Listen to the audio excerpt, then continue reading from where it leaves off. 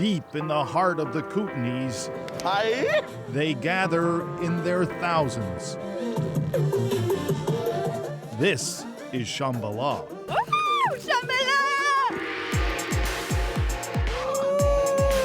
This electronic dance party is just getting started. For 7 days, over 15,000 pulsating young people will move to the beat all night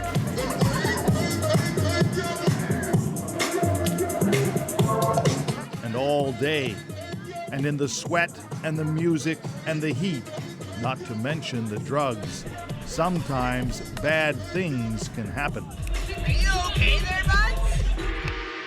You are about to watch a drug deal go down at the end of this very long line in the harm reduction tent. Except here, the deal is you will not be judged, you will not be arrested. Come on in, let us test your stuff, let us tell you the facts. Wow, look at that. That 100% isn't MDMA. Busted. Busted means what he thought he had in his baggie wasn't what he bought. And all too often now, it's cut with something that can do you serious harm or even kill you. The warnings are written on the board outside. This stuff will make you sick. This stuff, Yellow bumblebee tablet. So we're trying to make sure people stay away from that because people have died from it. We're an information center, so come on in. for 10 years, Chloe Sage has been volunteering in the harm reduction tent run by Anchors. It's unique. This is one of the few festivals in North America which offers free, no-hassle drug testing. Bring your stuff inside. They will photograph it, See the pattern? catalog it, Way up by this barcode here. and using a simple test and color graph, they are often able to tell you what you have right on the spot. So what are we testing here today? MDMA. Cool. The party drug MDMA, also known as ecstasy or Molly, is the drug of choice for many here. But it can also be cut with anything: research chemicals, bath salts, even unidentifiable stuff that can do you some serious harm. This is probably from 11 o'clock in the morning. So this is just a few hours. This is just a few hours. Remember that bumblebee pill they were warning about on the billboard? There it is. But right now there's a lot of these bumblebee pills going around being sold as 2CB, and they're coming up as 2CT7 that a lot of deaths have been connected to. Here That's trouble. is trouble. Do you worry about what you see happening out there, things that happen at other festivals? I worry, definitely, and we want to keep people alive. And a lot of this is about educating people around overdose and overdose prevention, so we do that a lot. I work in a drop-in center. We run a needle exchange there, and we see a lot where people die, and we want to keep people alive. These are people's kids out here.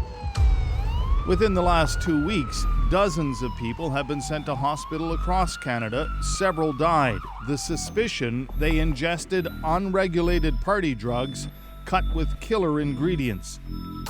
Last year, it was 5 young people, including Willard Amuro, 22, and Annie Trong Lee, 20, at a Toronto festival, dead after suspected bad drugs. It's the biggest city in the West Kootenays for a week. For this week anyway. Yeah. Jimmy Bunshoe started Shambhala 18 years ago on his father's cattle ranch. So, it's become this. Yeah. It's become a massive undertaking. Partiers come from around the world for the experience. Most camp on site. You can relax by the river during the day, play in the water, or do some shopping, even get a haircut. The vibe they promote is definitely cool, friendly, relaxed. People behave different here. People are very open. People care about each other. Alcohol is not allowed. If security finds it, it's confiscated. How you doing?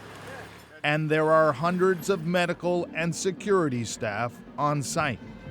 Jimmy knows the optics may disagree with some people, So that is a positive result for an MDMA-like substance. but he says over a decade now of non-judgmental drug testing, only one drug-related death in almost 18 years tells him this is the better way to keep people safer.